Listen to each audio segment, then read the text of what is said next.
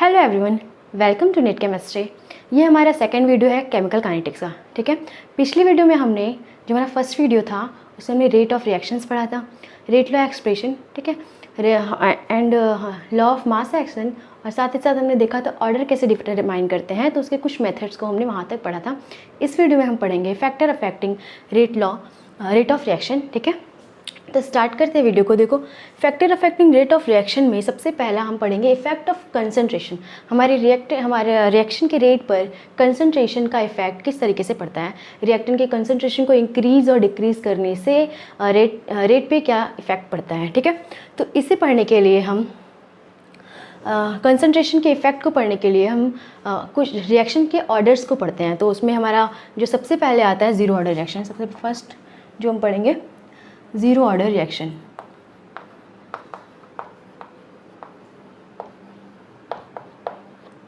Zero order reaction क्या होता है? ये हमारा ज़ीरो ऑर्डर रिएक्शन ऐसे रिएक्शंस जिसका रिएक्टेंट का कंसंट्रेशन पर रेट जो है वो डिपेंड नहीं होता है। ठीक है, रेट पर कोई इफेक्ट नहीं पड़ता है। अगर हम उसके रिएक्टेंट के कंसंट्रेशन को इंक्रीज़ करें और डिक्रीज़ करें तो इस केस में हमारा रेट पर किसी तरह से इफेक्ट नहीं पड़ता है। हमारा रेट पहले जितना था उतना बाद में भी होगा। तो ऐसे रिएक्शंस को हम ज़ीरो ऑर्डर के रिएक्शन में कैटेगरी में डालते हैं। ठीक है, तो लिख लो एक लाइन में, रेट इज़ इंडिपेंडेंट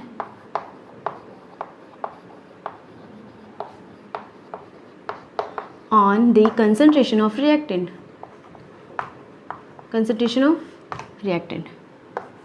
ठीक है,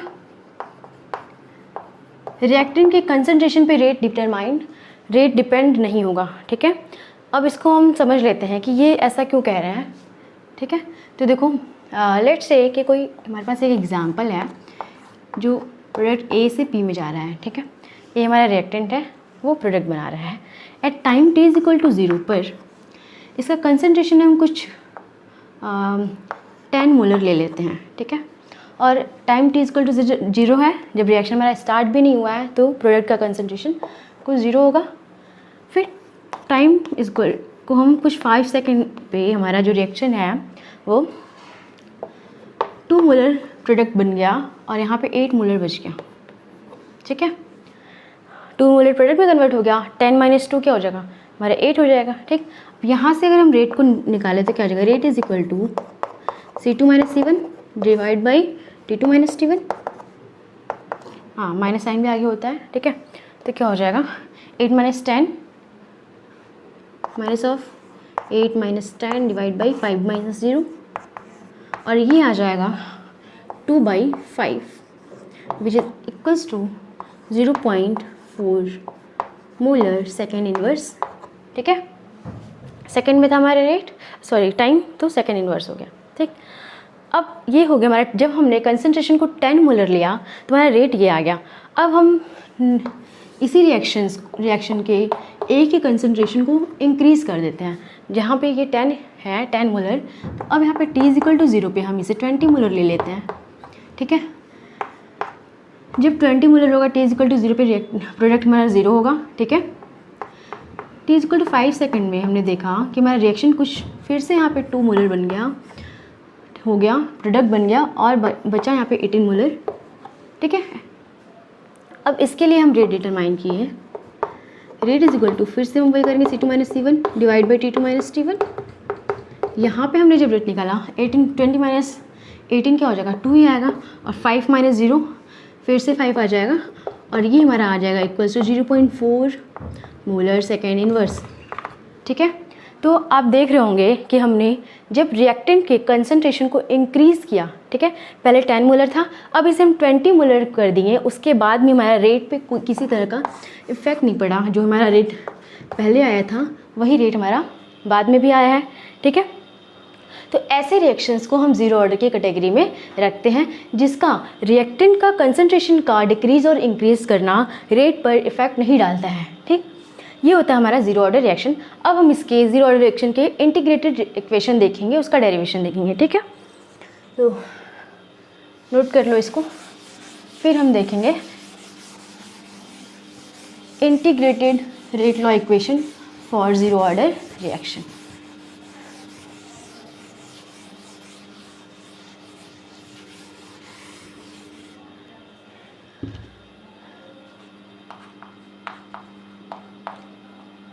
integrated rate law equation for zero order reaction.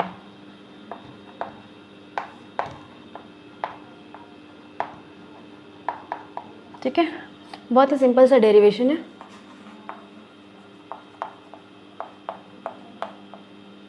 देखो, जीरो ऑर्डर के लिए हम रेट क्या लिख सकते हैं, रेट इज इक्वल टू हमारा हो जाता है कि ज़ीरो कंसंट्रेशन ऑफ रिएक्टेंट की पावर ज़ीरो होगा।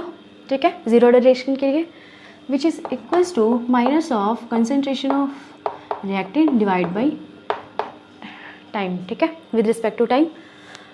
अब यहाँ पे ए का कंसंट्रेशन ए, हाँ क्या होगा, की पावर ज़ीरो है, ये यहाँ से हट जाएगा। हम क्या लिखेंगे, इन दोनों को इक्वल दिखा दूँ, के नॉट जो है वो इक्वल हो जाएगा minus of D A by D T के। ठीक है, इसको हम रीअरेंज कर दें, क्या होगा, minus of D A which is equals to K naught D T. अब इसका हम इंटीग्रेशन ले लेते हैं। ठीक है, इंटीग्रेशन करते हैं और लिमिट पुट कर देते हैं, यहीं पे कर लेते हैं, इंटीग्रेशन कर लो। आप सेकंड स्टेप में करना है इसको, इसका भी इंटीग्रेशन हम कर देते हैं। ठीक है, यहाँ पे ए का लिमिट हम ले लेते हैं हमारा ए नॉट से ए एट टाइम टी तक। ठीक है, ये किस टाइप की रिएक्शन के लिए होगा, मान लो अगर कोई रिएक्शन है जो ए से पी में कन्वर्ट हो रहा है। ठीक है, T is equal to zero पे इसका कंसनट्रेशन हमारा ए नॉट होगा और ये ज़ीरो ही रहेगा। टी इज इक्वल टू कुछ टाइम टी पर इसका कंसनट्रेशन ए टी होगा और यहाँ पे कुछ एक्स बन गया होगा। ठीक है, तो इसके लिए हम यहाँ पे जो हमारा इनिशियल कंसंट्रेशन है ए नॉट और कहाँ तक इसको लिमिट पुट करेंगे, ए एट टाइम टी तक, और यहाँ पे भी T is equal to zero से लेके T is equal to T तक। ठीक है, इंटीग्रेट कर देंगे, आ क्या जाएगा, यहाँ पे डिफरेंशिएशन से इंटीग्रेशन कट किया, यहाँ पे भी कट गया, के नॉट क्या है, कांस्टेंट बाहर आ जाएगा। इसके लिए हम कहेंगे A minus of A naught ऊपर ए है, A at time T equals to K naught बाहर आ गया, टी पे भी लिमिट हो जाएगा हमारा T is equal to zero से टी तक। ठीक है, अब इसको हम क्या लिख सकते हैं, सॉल्व करेंगे तो हमारा आ जाएगा A naught minus A at time T which is equals to K naught T. ठीक है, ये हमारा इंटीग्रेटेड इक्वेशन है फॉर ज़ीरो ऑर्डर रिएक्शन के लिए।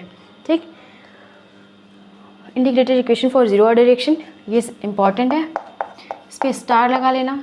ठीक है, अब इसके बाद देखो, ये तो हमारा एक इक्वेशन में मिल गया जहाँ से क्वेश्चंस पूछे जाते हैं, इसको आपको याद रखना है। ठीक है, आप एक दो बार इसको डेरिवेशन को कॉपी में करके लिख के देख लोगे, फिर आपको जो इंपॉर्टेंट एग्जाम्स के पॉइंट ऑफ व्यू से याद रखना है, कुछ ये सारे फॉर्मूलाज से याद रखना है और इनको क्वेश्चंस पे कैसे अप्लाई करना है ये ध्यान में रखना है। ठीक है, ये हो गया। इसके बाद हम एक और रिलेशन फाइंड आउट करते हैं विद रिस्पेक्ट टू प्रोडक्ट के रिस्पेक्ट में एक रिलेशन फाइंड आउट करते हैं, और उसके लिए हम मान लो यही सेम रिएक्शन है, इसको हम कुछ इस तरह से लिख लिए कि A T is equal to zero पर इसका रिएक्टेंट का जो कंसंट्रेशन था वो ए रहा। ठीक है, product zero, and T is equal to T पर इसका कुछ कंसंट्रेशन ए माइनस एक्स होगा और यहाँ पे कुछ एक्स बन जाएगा। प्रोडक्ट हमारा एक्स बन गया, जितना ही हमारा प्रोडक्ट बनेगा उतना ही इनिशियल कंसंट्रेशन से माइनस हो जाएगा, तो हमारा एट टाइम टी पर ए का कंसंट्रेशन उतना ही बच जाएगा। ठीक है, यहाँ पे माइनस एक्स हो गया। अब अगर हम इसके लिए रेट लिखें तो क्या हो जाएगा,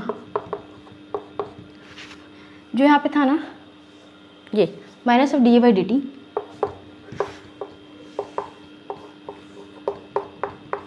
तो ए की जगह पे हम लोग क्या पुट कर सकते हैं, ए माइनस एक्स रख सकते हैं, तो रख देते हैं यहाँ पे minus of A minus x of D T. ठीक है, ये हो गया। के नॉट हमारा किसके इक्वल हो गया, minus of A minus x divide by D T के। अब इसको अगर हम रीअरेंज करके सॉल्व करें तो अलग कर दें minus of D A by D T, और ये माइनस माइनस प्लस हो जाएगा D X by D T. ठीक है, ज़ीरो ऑर्डर के लिए कंसंट्रेशन पे डिपेंड नहीं होता है, ये टर्म हमारा ज़ीरो हो जाएगा। ठीक है, for zero order reaction concentration of reactant के पे रेट जो डिपेंड नहीं करता है हमारा, तो हम इसको ज़ीरो हो जाएगा। ये हमारा बचेगा क्या, D X by D T, K naught is equal to D X by D T. इसके बाद हम इधर देखते हैं आगे,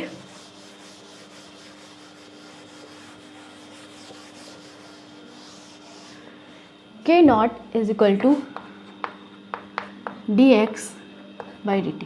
ठीक है, फिर से इसको जैसे हमने पिछले वाले डेरिवेशन में इंटीग्रेट किया था, इसको भी वैसे ही इंटीग्रेट कर दे रीअरेंज करके, तो हो जाएगा हमारा dx equals to k0 dt। ठीक है, इसको इंटीग्रेट किए t=0 से लेके t तक, जैसे हमने पहले किया था। यहाँ पे भी वैसे ही, यहाँ पे x=0 से हम x रखेंगे, क्योंकि इनिशियली हमारा प्रोडक्ट 0 था, फिर एट टाइम t पे ये x बन गया, तो यहाँ पे भी हम वही पुट करेंगे, ये कैंसिल आउट हो जाएगा और यहाँ बच जाएगा x 0 to x, यहाँ पे k0 बाहर आ जाएगा, t के साथ लिमिट पुट हो जाएगा 0 to t, ये आ जाएगा हमारा रिलेशन x=k0 t। ठीक है, ये भी एक इम्पॉर्टेंट रिलेशन है। और यहाँ पे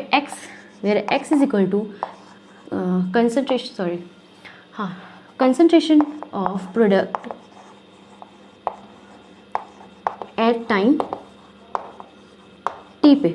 ठीक है, एट टाइम t पे हमारा कंसंट्रेशन ऑफ प्रोडक्ट है, टाइम t पे प्रोडक्ट का कंसंट्रेशन ही x को डिनोट कर रहा है। ठीक है, इतना समझ में आ गया, इसे भी स्टार लगा लो। ठीक है, फिर अब कुछ हमारा 1-2 और फॉर्मूला है जो हम ज़ीरो ऑर्डर के लिए याद रखते हैं, देख लो उनको भी, क्या है वो, इसको भी स्टार लगा के करना। इम्पॉर्टेंट फॉर्मूला है A at time t, concentration of A at time t equals to initial concentration of reactant minus k0 t। ठीक है, ये होता है फॉर रिएक्टेंट। जब रिएक्टेंट की बात होगी तो हम ये वाला फॉर्मूला यूज़ करेंगे, और A at time t equal to A0 plus का साइन होगा बस यहाँ पे k0 t for product. Zero order के लिए हम इन्हीं 4 फार्मूलाज में से कोई भी क्वेश्चन आएगा, आप इन 4 फार्मूलाज को यूज़ करके यहाँ से क्वेश्चन को सॉल्व कर लोगे इजीली। इन्हीं में से कोई भी एक यूज़ होगा, तो बस आप याद रखे रहोगे और क्वेश्चन अपने आप आराम से हो जाएगा। आपको समझ में आएगा कि आप जब फार्मूलाज याद रहते हैं ना, तो समझ में आता है कि क्वेश्चन में किस तरीके से उसको अप्लाई करना है और कौन से फार्मूले को अप्लाई करना है। ठीक है, इसके बाद हम देखेंगे t half of reaction, t half of zero order reaction. ठीक है, तो ज़ीरो ऑर्डर रिएक्शन का t हाफ क्या होता है, हाफ लाइफ। t हाफ जब हमारा रिएक्शन आधा कंप्लीट हो गया हो, जब भी हमारा रिएक्शन आधा कंप्लीट हो गया होगा तो उस टाइम को हम कहते हैं t हाफ। ठीक है, t हाफ निकालने के लिए हमें कुछ नहीं करना है, सिंपल जो हमारा इंटीग्रेटेड रेट लॉ इक्वेशन था उसमें हम जो भी हमारा A एट टाइम t था ना, concentration of A at time t, उसको डिवाइड बाई 2 कर देना है। Concentration of A at time t को हमें कर देना है A0 बाई A0/2 कर देना है। ठीक है, बस इतना सा चेंज करना है और इक्वेशन को सॉल्व करना है, हमारा t हाफ आ जाएगा। हमारा इक्वेशन क्या था, इक्वेशन था हमारा A0 minus A at time t, यही था, इक्वल्स टू क्या था, k0 t। ठीक है, यही था। अब t हाफ जब हम इसको लेंगे तो क्या करना होगा, चलो नीचे लिख लेते हैं, ये हमारा इक्वेशन था। ठीक है, यहाँ पे a एट टाइम t है जो, इसको इक्वल कर देंगे A0/t के, तो A0 minus of A0/2 k0, और ये जो है t इस टाइम t हाफ हो जाएगा। ठीक है, फिर इसको रीअरेंज, इसको सॉल्व कर दें हम तो क्या आएगा, देखो ऐसे में लेंगे 2 और यहाँ पे 2A0 minus A0 k0 t half. ठीक है, बस क्या हो जाएगा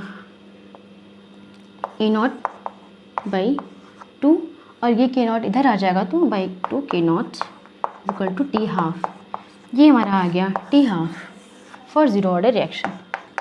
ठीक है, A0/2 k0 is equal to t half, ये हमारा हाफ लाइफ आ गया for zero order reaction.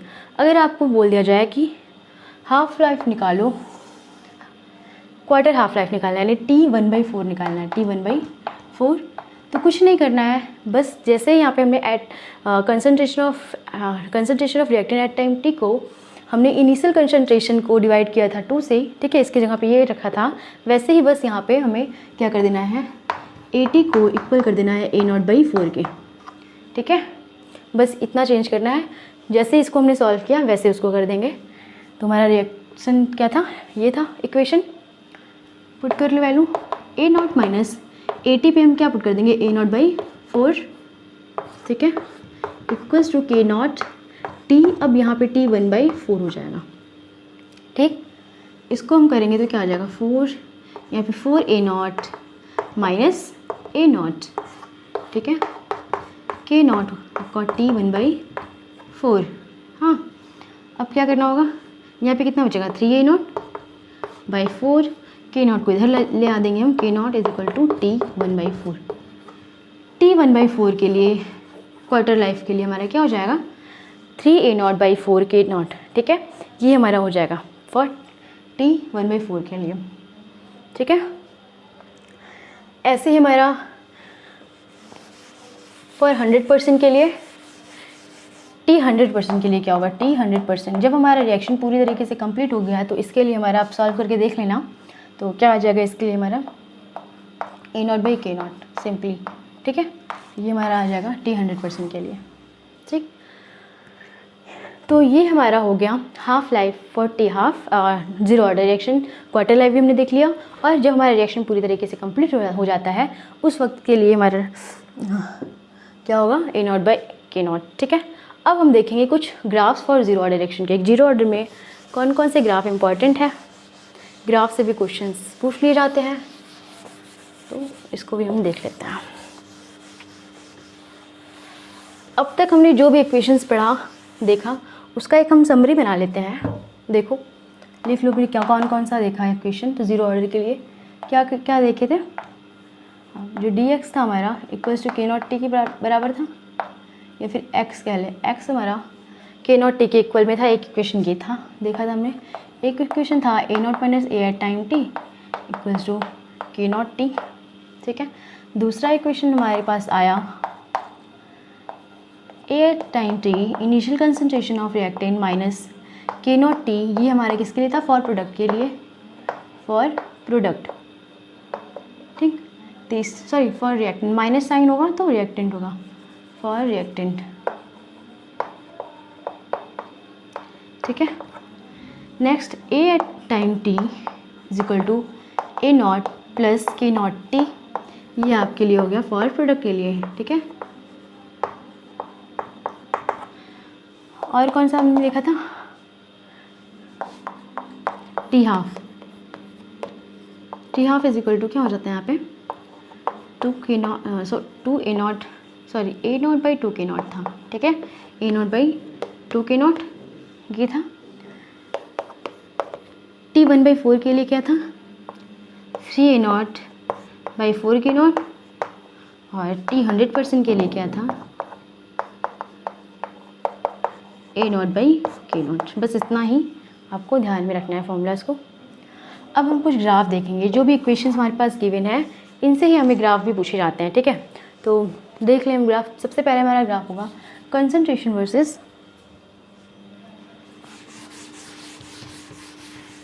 Time graph, sorry देख लेते हैं, हम रेट का ग्राफ देख लेते हैं पहले। सबसे पहले रेट वर्सेस टाइम ग्राफ क्या हो जाएगा, हमने ये जीरो ऑर्डर के लिए जो रेट हमारा निकला था, रेट इज इक्वल टू क्या था, K0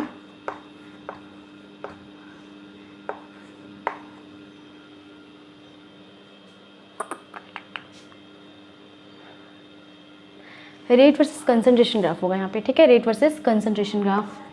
तो कंसंट्रेशन हमारा, कंसंट्रेशन अगर रेट वर्सेस कंसंट्रेशन ग्राफ देखिए तो क्या होगा, कंसंट्रेशन का टर्म तो यहाँ पे जीरो हो जाता है, हो जाता है, खत्म हो जाता है, और क्या बचता है, कांस्टेंट। तुम्हारा इस जो रेट होगा वो कांस्टेंट ग्राफ यहाँ पे आएगा, ठीक है, ठीक है। सेकंड जो हमारा ग्राफ है वो हम इस इक्वेशन से निकाल के देख लेते हैं। ये concentration of x versus time graph अगर हम देखें तो क्या आ जाएगा, देखो ये इक्वेशन है, x इज इक्वल टू, यहीं पे लिखते हैं x इज इक्वल टू क्या है, K naught to T, K naught T, ठीक है। y is equal to M X plus C, ये होता है हमारा स्ट्रेट लाइन का इक्वेशन। इंटरसेप्ट यहाँ पे नहीं है, इंटरसेप्ट 0 है। m की वैल्यू हमें के नॉट दी गई है, स्लोप हमें दिया हुआ है और t, ठीक है। तुम्हारा क्या आ जाएगा, इंटरसेप्ट 0 है, तुम्हारा ग्राफ इस तरह से बन जाएगा और स्लोप यहाँ पे आ जाएगा के नॉट, ठीक है। अब नेक्स्ट हमारा ये इक्वेशन है ना, देखो इससे हम कैसे निकालेंगे, क्या आता है इसमें, एट टाइम टी पे ये इसका ग्राफ हम प्लॉट करते हैं टाइम के रेस्पेक्ट में, तो क्या आता है, ये भी फॉर्मूला देखो, y is equal to, sorry ये c माइनस एम एक्स है। यहाँ पे स्लोप क्या है, नेगेटिव स्लोप है, ठीक है, रिएक्टेंट के लिए, ठीक है। स्लोप क्या है, नेगेटिव है, तो क्या हो जाएगा यहाँ पे नेगेटिव हमारा, और इंटरसेप्ट पॉजिटिव है, ये ए नॉट है ना, वो ये इंटरसेप्ट है, तो ये पॉजिटिव है, तो इंटरसेप्ट को हम पॉजिटिव ही रख दिए, ए नॉट के इक्वल में जो हो गया, और स्लोप हमारा यहाँ पे नेगेटिव है जो कि इक्वल है के नॉट के, ठीक। अगर यही हम प्रोडक्ट के लिए सेकंड इक्वेशन से बनाएं तो क्या हो जाएगा, इस बार हमारा जो इंटरसेप्ट स्लोप है, इंटरसेप्ट तो पॉजिटिव है ही, स्लोप भी पॉजिटिव होगा, तो हमारा जो ए टाइम टी वर्सेस टी का जो ग्राफ होगा वो कुछ इस तरह से हो जाएगा, इंटरसेप्ट पॉजिटिव है के नॉट, ये हो जाएगा के नॉट प्लस के नॉट, और यहाँ पे ये माइनस के नॉट है, ठीक है। इस तरीके से हमारा कुछ जीरो ऑर्डर के लिए ग्राफ हो गया, और एक और ग्राफ बचा है हमारा फॉर टी हाफ के लिए, ठीक है। टी हाफ के लिए भी ग्राफ हम देख लें, टी हाफ वर्सेस कंसंट्रेशन का ग्राफ होता है ये, ठीक है। तुम्हारा देखो टी हाफ का इक्वेशन क्या था, ए नॉट बाई 2 के नॉट था, ठीक है। टी हाफ वर्सेस कंसंट्रेशन का ग्राफ था, इसको हम अगर y इज इक्वल टू, इसको क्या लिख सकते हैं, 1/2 के नॉट लिख सकते हैं, यहाँ पे y is equal to A naught X है, ये m है, ठीक है। ये आपका x एक्सिस, ये आपका स्लोप, और ये y, ठीक है। तो कैसा हमारा, और यहाँ पे इंटरसेप्ट क्या है, 0 है, तो इंटरसेप्ट 0 होगा, और ग्राफ कुछ हमारा इस तरह से बन जाएगा, स्लोप यहाँ पर हो जाएगा 1/2 के नॉट, ठीक है। तो देखो ये हो गया हमारा graph for zero order reaction. बस अब इसके बाद हम पढ़ेंगे फर्स्ट ऑर्डर के लिए क्या होता है, फर्स्ट ऑर्डर का डेरिवेशन कैसे होगा, और उसकी भी ग्राफ देखेंगे, ठीक है। तो वो हम नेक्स्ट वीडियो में देखेंगे। Thank you.